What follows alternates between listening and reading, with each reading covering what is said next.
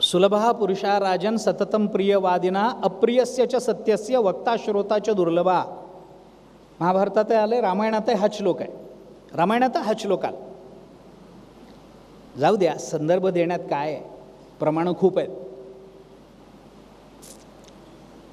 काय होतं, खूप प्रमाणं दिली ना,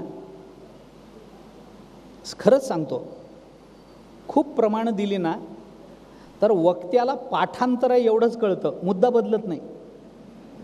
मुद्दा तोच आहे, फक्त हां याला खूप पाठांतर आहे एवढंच कळतं, बाकी काही त्याचा लाभ काही नाही. बाकीचा मुद्दा तोच राहतो.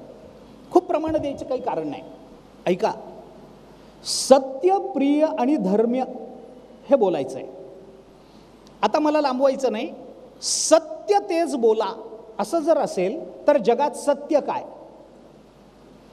जगात सत्य काय आहे, सत्य कशाला म्हणतात, आता त्याची लांबलचक यादी आहे. सत्य कशाला म्हणतात याची यादी लांब लचक आहे, किती सांगितलं तरी कमी आहे. सत्य कशा, नाथ महाराजांनी भागवतामध्ये, एकनाथी भागवतामध्ये सत्य पदाच्या 5 अर्थाचं चिंतन केलं आहे. 5 अर्थ नाथ महाराजांनी सत्याचे सांगितलेत आपल्याला. लांबवायचं नाही, आत्ता सगळे माझ्यासमोर उपस्थित नाहीत माझ्या बुद्धीमध्ये, परंतु सत्य कशाला म्हणतात, नाथ महाराजांनी एक अर्थ त्याचा असा सांगितला आहे, जो 2-3 अर्थ आहेत माझ्या आत्ता उपस्थितीत, परंतु एक अर्थ सांगून जातो. सत्य कशाला म्हणतात, 3 काळ आहेत, भूतकाळ, वर्तमान काळ आणि भविष्यकाळ आहेत ना, 3 काळ. या 3ही काळामध्ये ज्याला नाही शब्द लागत नाही त्याला सत्य असं म्हणतात. सत्याची सगळ्यात सोपी व्याख्या नाथ महाराजांनी केली. सत्य कशा, 3ही काळापैकी एकाही काळामध्ये ज्याला नाही शब्द लागत नाही त्याला सत्य असं म्हणतात. माझा देह जन्मण्याच्या पूर्वी होता का, नाही, भूतकाळात नाही शब्द लागला नाही, मग देह सत्य नाही आहे. हा देह पडल्यानंतर म्हणजे मी मेल्यानंतर हा देह राहील का, नाही, म्हणजे भविष्य काळात याला नाही शब्द लागला ना, मग हा देह सत्य नाही. ज्याला 3ही काळामध्ये नाही शब्द लागत नाही त्याला सत्य. भूतकाळात देव नव्हता का, होता. वर्तमानात देव नाही का, आहे. भविष्यात देव मरणार आहे का, नाही. मग 3ही काळामध्ये देवाला नाही शब्द लागत नाही म्हणून देव सत्य आहे. सत्य शब्दाचा अर्थ काय करायचा, महाभारतात एक वचन आलंय. दुसरा अर्थ सांगतो सत्यपदाचा. महाभारतात एक वचन आलंय. पांडव वनवासात होते, नारद महर्षी पांडवांना भेटायला गेले, बोलत बसले. धर्मराज युधिष्ठिर आयुष्यभर खरं बोलणारे, त्यांनी नारदांना असं प्रश्न विचारला की, नारदा, बरं झालं तुम्ही आलात, मला एक प्रश्न आहे. म्हणे काय, लोक मला सत्यप्रतिज्ञ युधिष्ठिर म्हणतात, मी कधी असत्य बोललो नाही नारदा, कधीच माझ्या मुखातून खोटं बाहेर पडलं नाही, खरंच बोलत आलो. बरं, मी आयुष्यभर खरं बोलत आलो, पण खरं म्हणजे काय हे मला अजून कळलं नाही हो. हे सत्य, सत्य म्हणजे काय आहे सांगा ना, सत्य म्हणजे काय हे सांगा. असा प्रश्न विचारल्यानंतर नारदांनी त्यांना सत्य म्हणजे काय याची एक व्याख्या सांगितली. नारद महर्षी धर्मराज युधिष्ठिराला असं म्हणाले, सत्यस्य वचनम श्रेयः सत्यज्ञानम तु दुष्करम यद्भूत हितम अत्यंतम एतत् सत्यम मतम मम. माझं मत असं आहे. काय मत आहे, सत्य बोलणं चांगलं, सत्यस्य वचनम श्रेयः चांगलं, पण सत्य ज्ञानम तु दुष्करम, पण सत्याचा बोध होणं हे अवघड असतं.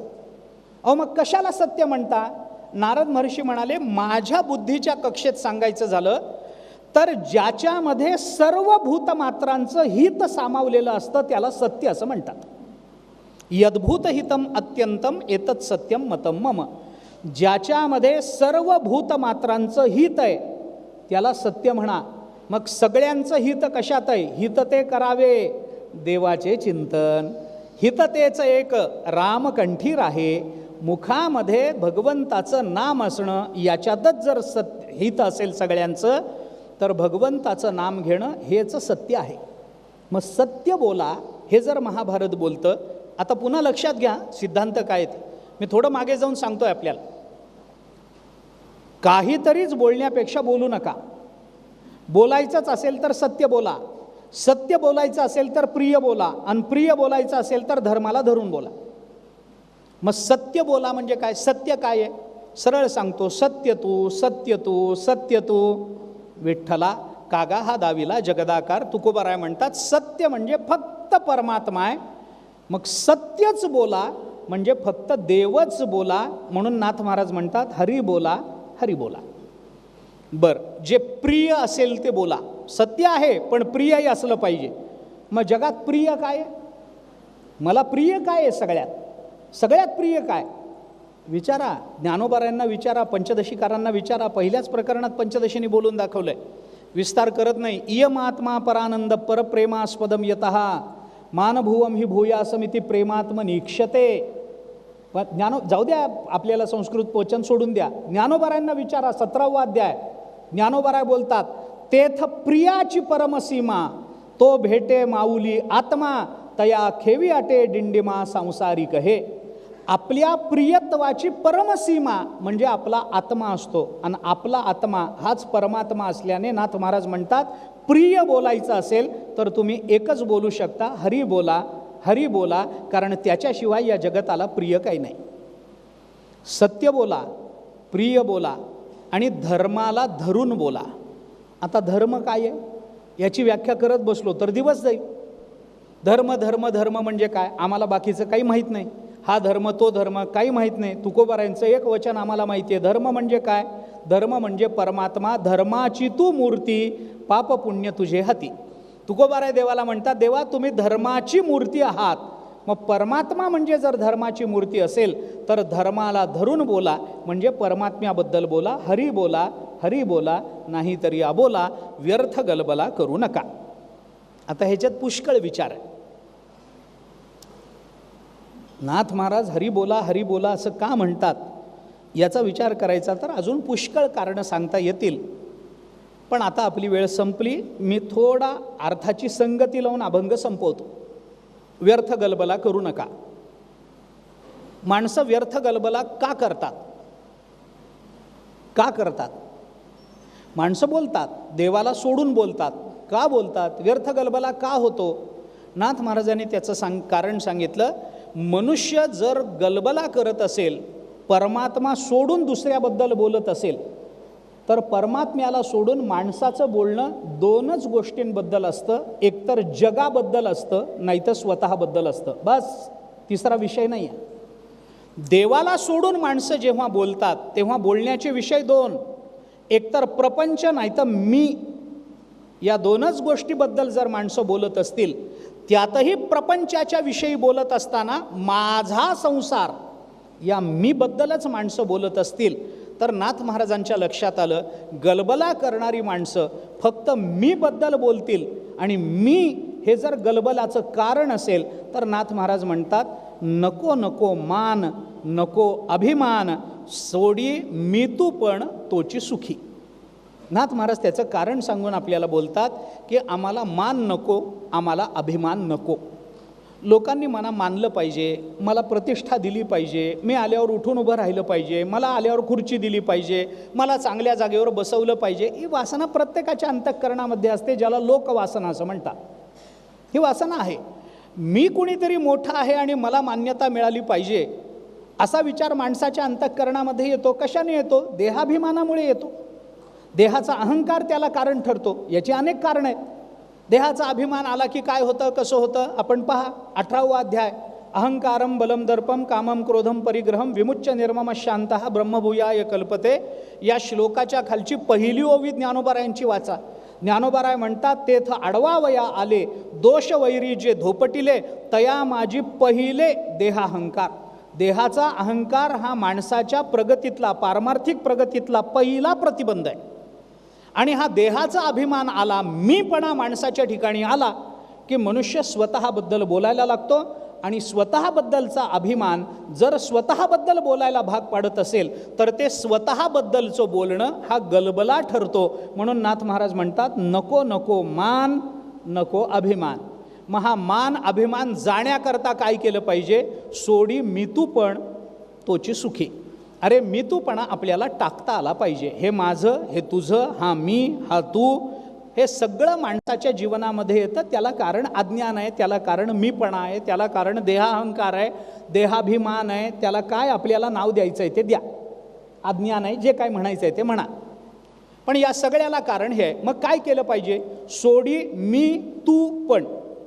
हा मी आणि हा तू हे एकदा आलं, हा भेद एकदा आला. स्वत्वशुद्धी सहाकारे गुरुकृपामृत तुषारे सासिन्नलेने बोधे ओसरे द्वैत दैन्य. हा जो शब्द ज्ञानोबरायाने वापरला ना, तो मितूपणाचा वाचक आहे. द्वैत दैन्य हा शब्द मितूपणाचा वाचक. जाऊ द्या, तत्त्वज्ञानात फारसं जाण्यात अर्थ नाही, पण मी हा शब्द येतोच. किती गंमत आहे. प्रथम पुरुषी एकवचनी पद आहे मी. मी प्रथम पुरुषी एकवचनी पद मी. पण हा मी बोलण्यामध्ये इतक्यांदा येतो, इतक्यांदा येतो. मी आपल्याला साधं सांगतो. मी हे पद न वापरता मला एक 10 वाक्य बोलून दाखवा. मी हे पद नाही आलं पाहिजे. बोलता येत नाही, बोलतील माणसं, बोलतील 9 वाक्य बोलतील, पण 10व्या वाक्यामध्ये म्हणतील बघा मी बोललो का नाही, म्हणतील. बरं, मी काय म्हटलं आपल्याला की मी शब्द न वापरता मला 10 वाक्य बोलून दाखवा. हा मला काय आहे? मला बोलून दाखवा. त्याच्यात मी आलाच की. मी या पदाची चतुर्थीच होते ना. मला द्वितीया किंवा चतुर्थी काहीतरी होईल. स लाते स ला नाते द्वितीय आहे, स लाते स ला नाते चतुर्थी आहे. दोन्ही विभक्ती प्रत्यय एकच आहेत. मग हे मला बोलून दाखवा, हा मी आलाच की नाही त्याच्यामध्ये. माणसं मी कधीच विसरू शकत नाही. आणि खरी गंमत अशी आहे वेदांताची, या मीला विसरल्याशिवाय मला माझं ज्ञान होत नाही. ही मोठी अडचण आहे. त्याचा विस्तार करत नाही. गमतीची गोष्ट आहे. मी मी मी हा अहंकार आहे. छोटीशी कथा सांगतो म्हणजे पटकन कळेल. छोटीशी कथा आहे. एक मूर्तिकार होता. उत्तम मूर्त्या बनवायचा, सुंदर मूर्त्या बनवायचा. अशा मूर्त्या बनवायचा की माणूस आहे का मूर्ती आहे हे कळू नये. देवाने त्याला इतकी कला दिली होती, इतके त्याच्यावर कृपा केली होती, इतकी सुंदर कला त्याच्या हातामध्ये. माणसाची मूर्ती बनवली, रामाची मूर्ती बनवली तर प्रत्यक्ष रामचंद्र प्रभू उभे आहेत असं वाटावं. इतकी हुबेहूब मूर्ती, इतके जिवंत भाव चेहऱ्यावर तो बनवायचा. त्याची कीर्ती होती. एके दिवशी त्याची कीर्ती ऐकून एक साधू त्याच्याकडे आला. म्हणे तुम्ही छान मूर्त्या बनवता. म्हणे हो, देवानी काही ताकद दिली, सामर्थ्य दिलं, बनवतो. दाखवा. त्याने नेलं, दाखवलं. हे बघा, ही कृष्णाची मूर्ती, ही रामाची मूर्ती, ही अमकं, हे तमकं, ही सरस्वतीची मूर्ती, शारदेची मूर्ती, देवीची मूर्ती, पांडुरंगाची मूर्ती, अमकं मारुतीरायाची मूर्ती, गणपतीची मूर्ती. मूर्त्या त्यांनी दाखवल्या. इतक्या हुबेहूब मूर्त्या की भगवान श्रीकृष्णांची मूर्ती बघितल्यानंतर त्या साधूची समाधीच लागली की प्रत्यक्ष भगवान श्रीकृष्ण समोर आहेत असं वाटायला लागलं. साधूला फार आनंद झाला.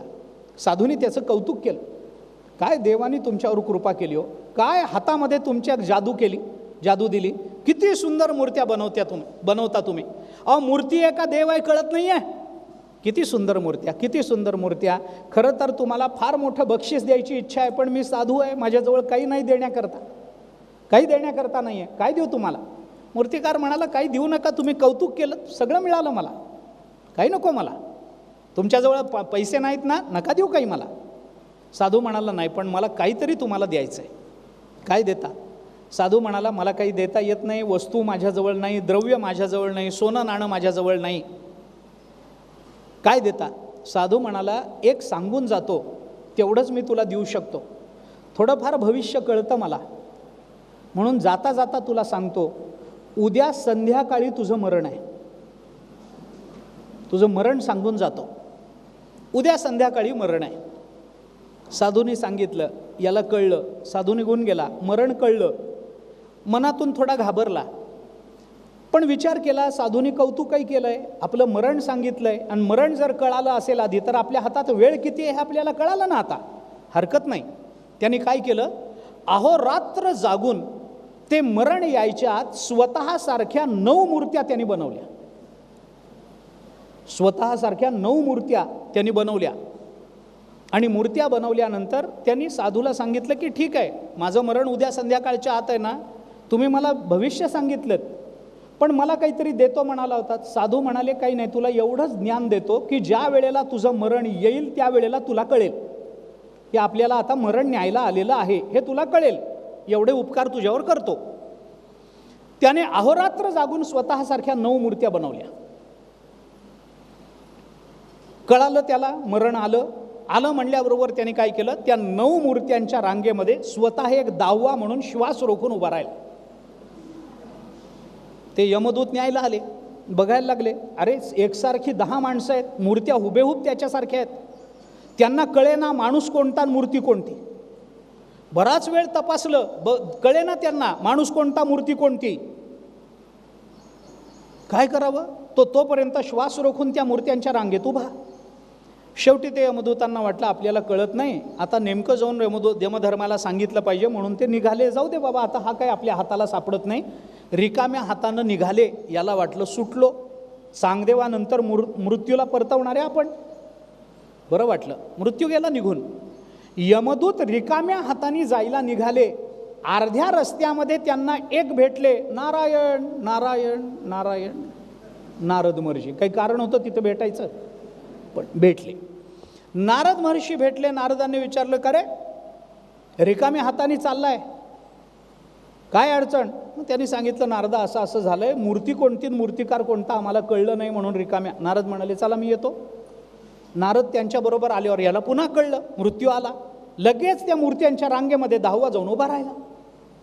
नारद तपासायला लागले, माणूस कोणता मूर्ती कोणती. नारदांना कळेना, शांत बसले. इकडं तिकडं फिरले, बघितलं बारकाईनं, कुठे दोष दिसेना, मूर्ती कोणती मूर्तिकार कोणता कळेना. पण ते नारद आहेत, डोकं लावलं, हुशार आहेत.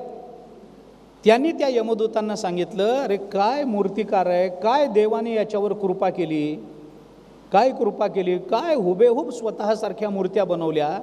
अरे याच्यातला एकच मूर्तिकार आहे, बाकीच्या 9 मूर्त्या आहेत, आपल्याला कळत आहे, पण कोणती मूर्ती कोणता मूर्तिकार कळत नाही. काय देवाने याच्या हातामध्ये जादू दिली, हुबेहूब मूर्त्या बनवल्या. आणि बोलताना नारद महर्षी म्हणाले, त्यांनी स्वतःसारख्या 9 मूर्त्या बनवल्या आहेत, पण या मूर्त्या बनवताना त्याच्याकडून एक चूक झाली जी मला कळाली. ती चूक झाली म्हणल्याबरोबर तो पुढे आला, नारदांना म्हणाला, कशाची चूक. रात्रंदिवस जागून स्वतःसारख्या मूर्त्या बनव, चूक काय काढता, कुणाची चूक काढता. नारद म्हणाले, हा माणूस आहे, याला उचला. मरण वाचलं असतं, पण कशानं आलं. अहंकार, अभिमान, याच्याशिवाय दुसरं कारण नाही आहे. हा अभिमान जर मीतूपणा आडवा आला नसता तर नारदांच्या तावडीतही बिचारा सुटला असता. अभिमान आडवा येतो, मीतूपणा आडवा येतो. मी तू पण जाऊ दे दुरी, एकची घोंगडी पांघरू हरी. ज्ञानोबरायांची घोंगडी आहे. तू माझा स्वामी, मी तुझा रंक, पाहता न दिसे वेगळी क. मी तू पण जाऊ दे दुरी, एकची घोंगडी पांघरू हरी. आपल्याला माहिती असणारं एक वचन सांगतो, माहिती असणारं वचन आहे. अयम निजहा परो वेत्ती गणना लघुचेतसाम उदारचरितानांतु वसुधैव कुटुंबकम. वसुधैव कुटुंबकम माहिती आहे ना, हा श्लोक आहे. महाभारतात आला, योग वसिष्ठात आला, 2 ठिकाणी आला हा. अयम निजहा हे माझं आहे, अयम परहा हे दुसऱ्याचं आहे, असं कोण जाणतो. गणना लघुचेतसाम, ज्याची बुद्धी संकुचित आहे, ज्याचं चित्त लघु आहे, अशा लहान बुद्धीच्या माणसाला हे माझं हे परक्याचं असं जाणवतं. पण उदार चरितानांतू, ज्याचं चित्त उदार आहे, व्यापक आहे, त्याला वसुधैव कुटुंबकम, त्याला सगळी पृथ्वी आपलं कुटुंबच असतं. ज्ञानोबरायांनी याचा अनुवाद केला, हे विश्वचे माझे घर, ऐसी मती जयाची स्थिर, किंबहुना चराचर आपण झाला. म्हणून सोडी मी तू पण तोची सुखी. आता तो सुखी झाला, मितूपणा सुटला म्हणजे सुख आलं का. नाथ महाराज म्हणतात अर्ध आलं, अजून पूर्ण आलं नाही. मग पूर्ण सुख कशाला म्हणतात. नाथ महाराज सांगतात, सुखी जेणे व्हावे जग निववावे, आज्ञानी लावावे सन्मार्गासी. आपलं सुख आपल्याला सुख मिळवण्यात आपलं सुख नसतं. आता याचा खूप विस्तार आहे. तत्सुख सुखित्वम आणि स्वसुख सुखित्वम असे 2 भाव आहेत भक्तिशास्त्रात. त्याचा विस्तार करायला वेळ नाही आता आपल्या हातामध्ये. झालं, संपवायचं आहे, उरकायचं आहे, संपवायचं नाही, उरकायचं आहे आता आपल्याला. जेवण तयार आहे ना, असं काय करता? जेवण तयार आहे, हे उरकलं, हे काय चालत राहील, जेवण महत्वाचं. ऐका,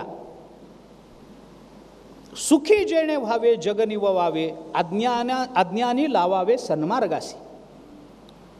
असं आहे. सूत्र फक्त सांगतो.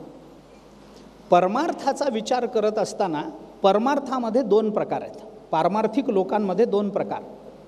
एक स्वार्थी पारमार्थिक असतो आणि एक पारमार्थिक असतो. दोन प्रकार. मला ज्ञान झालं की माझं भागलं, हा स्वार्थी पारमार्थिक आहे, लक्षात घ्या. पण संतांच्या भूमिका आपण बघितल्या तर या परमार्थाला संत मूल्य देत नाही. मी आपल्याला म्हणून म्हटलं, मी सूत्र सांगतो. मला ब्रह्मज्ञान झालं म्हणून मी पारमार्थिक आहे, ही 100% खोटी गोष्ट आहे. मला समाधी लागते म्हणून मी पारमार्थिक आहे, 100% चुकीचं आहे. मला ब्रह्मज्ञान झालं म्हणून मी पारमार्थिक आहे, 100% चुकीचं आहे. माझ्या मुखामध्ये अखंड भगवंताचं नाम आहे म्हणून मी पारमार्थिक आहे, असं नाही आहे. मग मी पारमार्थिक कधी ठरतो? म्हणून मी म्हटलं सूत्र सांगतो. मला काय मिळतं याच्यावर परमार्थ ठरत नाही, याच्यावर परमार्थ ठरत नाही. मला काय मिळतं याच्यावर परमार्थ ठरत नाही. मला जे मिळतं ते मी जगाला देतो की नाही याच्यावर परमार्थ ठरत असतो. परमार्थाचं मूल्य याच्यावर आहे. मला ज्ञान झालं म्हणून मी पारमार्थिक नाही आहे. मला झालेलं ज्ञान मला जगाला देता आलं पाहिजे तर मी पारमार्थिक आहे. नुसतं मला झालं याच्यावर जर परमार्थ सिद्ध झाला असता तर सेवितो हा रस इथंच तुकोबाराय थांबले असते. वाटितो आणिका इथपर्यंत गेलेच नसते तुकोबाराय.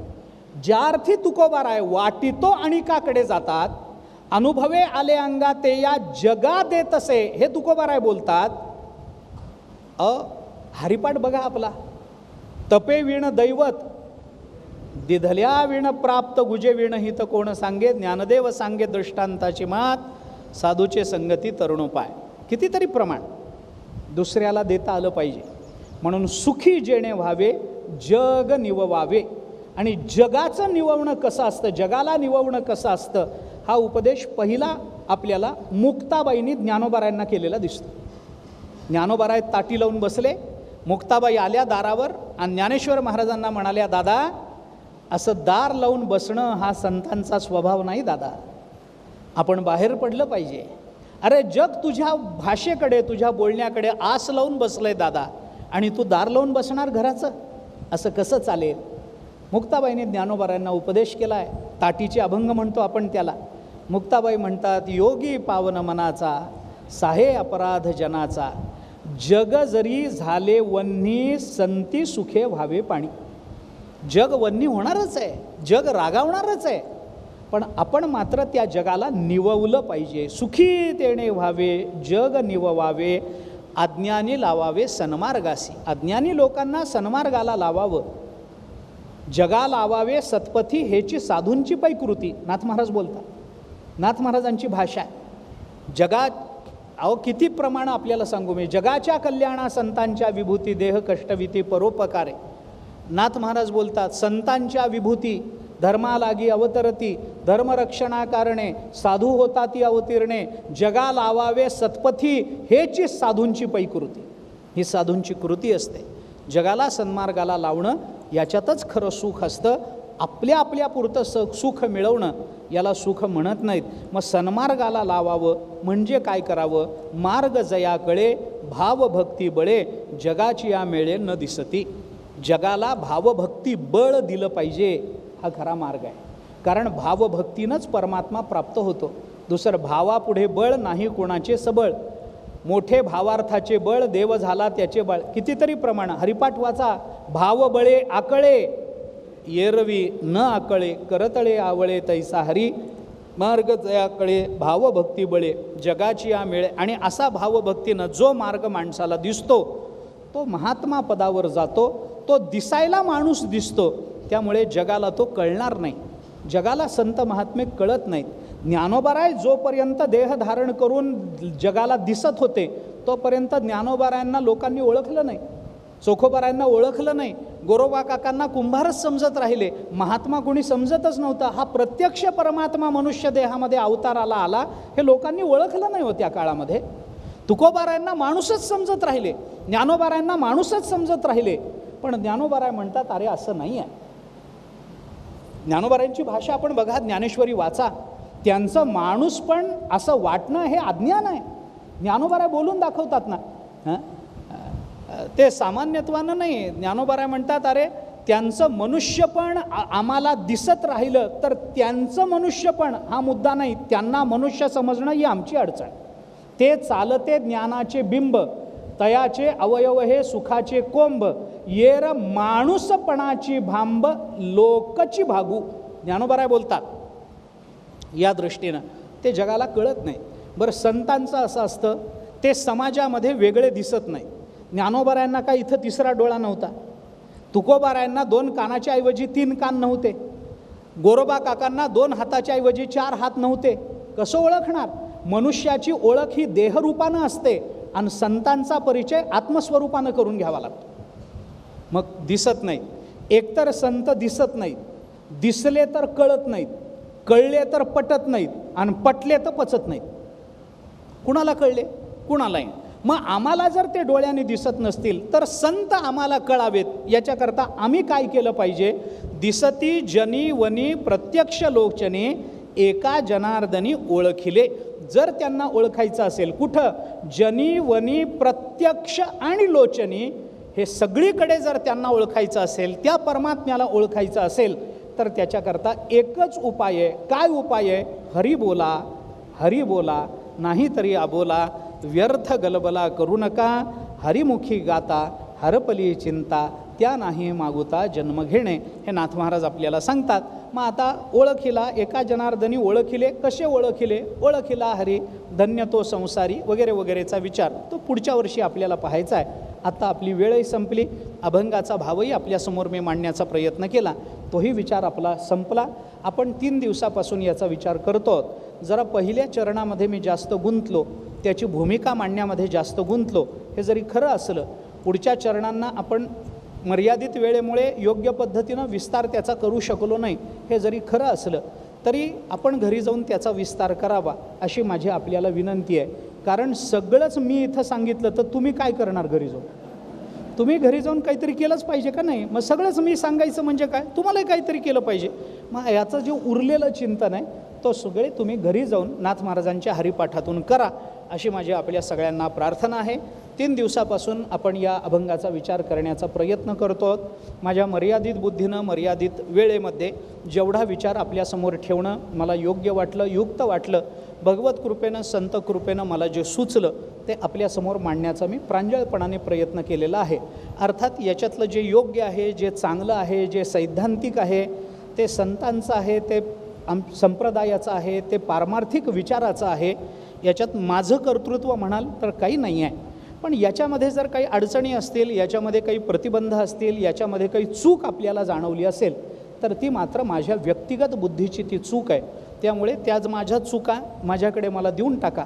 आपण मात्र चांगलं जे ज्ञानोबाराय, तुकोबाराय संतांचं आहे ते आपल्याजवळ ठेवून घ्या, कारण त्याच्यानेच आपलं कल्याण होणार आहे. नाथ महाराजांच्या अक्षराने आपलं कल्याण होणार आहे. मी काय सांगतो याला महत्त्व नाही आहे. माझ्या सांगण्यातून ज्ञानोबाराय शब्दांचं विवरण होत असेल तर महत्त्व ज्ञानोबारायांच्या, नाथ महाराजांच्या अक्षराला महत्त्व आहे, महत्त्व माझ्या विवरणाला नाही. हे आपण लक्षात घ्या. आणि म्हणून साहित्यशास्त्रामध्ये म्हणतात तसं माणसाने श्रवण करावं, ते चाळणीसारखं ऐकू नये, सुपासारखं ऐकावं. चाळणीसारखं ऐकू नये. चाळणी काय करते? चांगलं चांगलं पीठ खाली टाकून देते आणि कोंडा वर ठेवून घेते. तसं ऐकू नये, सुपासारखं ऐकावं. सूप काय करतं? कोंडा पुढे झटकून टाकतं आणि चांगलं धान्य मागे ठेवून घेतं.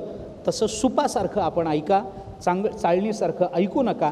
जे माझं चुकीचं कोंडा वाटतो तो माझ्याकडे झटकून टाका, जो पाखडून टाका माझ्याकडे, माझा मी उपरण्यात बांधून घेऊन जाईल. पण जे चांगलं आहे ते संतांचं आहे, ते नाथ महाराजांचं आहे, ते हरी बोला याच अक्षरातून व्यक्त झालेलं आहे. त्यामुळे त्याचंच फक्त आपण ग्रहण करा आणि मुखाने फक्त हरी हरी हरी असं चिंतन आपल्या अंतःकरणामध्ये, आपल्या मुखामध्ये कायम असलं पाहिजे. याच्याकरता आपण प्रयत्नशील राहा, याची आपल्या सगळ्यांच्या चरणी नतमस्तक होऊन प्रार्थना करतो. सगळ्यांच्या समोर हात जोडून नम्र विनंती करतो, प्रार्थना करतो की हरी बोला नाही तरी अबोला या चरणाचा गांभीर्यानं आपल्या जीवनामध्ये विचार करून आपण त्या दृष्टीनं आचरणशील राहण्याचा प्रयत्न करावा, अशी सगळ्यांच्या समोर हात जोडून पायावर मस्तक ठेवून प्रार्थना आहे. तेच आपण घ्या अशी सगळ्यांना प्रार्थना करतो. सद्गुरू श्री दुण्णा महाराज सेवा प्रतिष्ठानच्या वतीनं या प्रतिवार्षिक प्रवचनमालेच्या यावर्षीच्या सत्राची सांगता आपण करतो आहोत. ती 3 दिवस आपण हा विचार केला. मी सेवा प्रतिष्ठानला अंतःकरणपूर्वक धन्यवाद देतो की या निमित्तानं त्यांनी मला ही नाथ महाराजांच्या हरिपाठाचा विचार करण्याची संधी उपलब्ध करून दिली. आपल्यासारखे जाणकार श्रोते मला प्राप्त झाले, त्याबद्दलही मी स्वतःला धन्य समजतो. चांगले श्रोते मिळणं हे वक्त्याचं भाग्य असतं. त्या दृष्टीनं आपण सगळेजण आलात त्याबद्दल आपल्या सर्वांच्या चरणी कृतज्ञ आहे. कृतज्ञतापूर्वक आपल्या सगळ्यांना नमस्कार करतो. संध्याकाळ आपण 2 दिवस, आज सकाळची वेळ असूनही आपण मोठ्या संख्येमध्ये उपस्थित राहिलात. तसा आज काही रविवार नाही, शनिवार नाही, कामाचा दिवस आहे, सोमवार आहे, कामावर जावं लागतं, घरात स्त्रियांनाही कामं असतात, पण आपण सगळे इथं उपलब्ध झालात, उपस्थित राहिलात, त्याबद्दल कृतज्ञतापूर्वक आपल्या चरणी नतमस्तक होतो.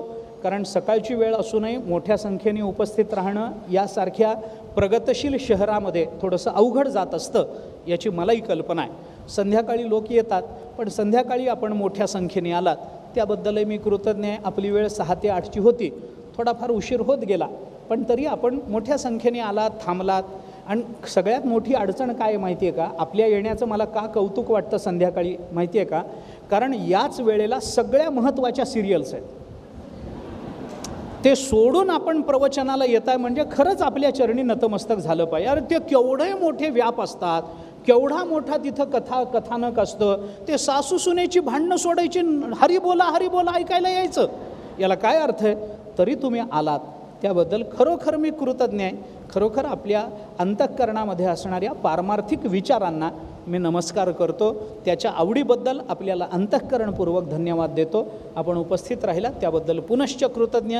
सांप्रदायिक अनेक मंडळी आहेत, अनेक मोठी मंडळी आहेत, शहरातली प्रतिष्ठित मंडळी आपला व्याप सोडून या प्रवचनाला उपस्थित राहिले. अर्थात त्या सगळ्या सांप्रदायिकांबद्दल, हरिभक्तीपरायण व्यक्तिमत्वांबद्दल माझ्या अंतःकरणामध्ये नेहमीच कृतज्ञतेची आणि समर्पणाची भावना आहे. त्या सर्वांच्या चरणी, आपल्या सर्वांच्या चरणी नतमस्तक होतो. झालेली सेवा नाथ महाराजांच्या, भगवंताच्या आणि अर्थात तुम्हा सर्व श्रोत्यांच्या चरणी समर्पित करतो. माझ्या वाणीला विराम देतो. पुंडलिक वरदे हरिविठ्ठल. श्री ज्ञानदेव तुकाराम विठ्ठला विठ्ठला विठ्ठला विठ्ठला विठ्ठल विठ्ठल विठ्ठल विठ्ठल विठ्ठल.